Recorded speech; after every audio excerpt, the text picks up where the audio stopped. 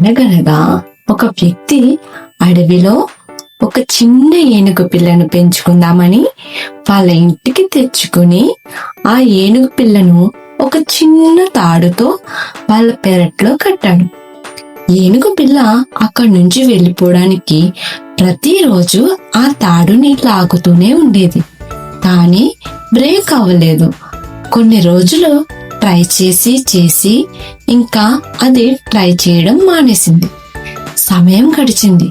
ఆ ఏనుగు పెద్ద బలమైన ఏనుగు అయింది, కానీ అది ఇంకా అదే చిన్న తాడుతోనే కట్టి ఉంది. ఒకరోజు ఆ మనిషి గమనించి అనుకున్నాడు, ఈ ఏనుగుకి బలం లేకపోయిందా అని. కానీ నిజం ఏంటంటే ఏనుగుకి బలం తక్కువ కాదు, నేను బ్రేక్ చేయలేను అనే నమ్మకం మనసులో ఉండిపోయింది. చిన్నప్పుడు వచ్చిన ఆ ఆలోచన ఇప్పటికీ దాన్ని బంధించేసి ఉంచింది.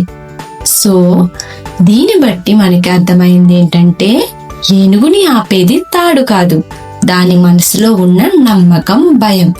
అలాగే మన వల్ల కాదని మన నమ్మకమే మనల్ని ఆపుతుంది.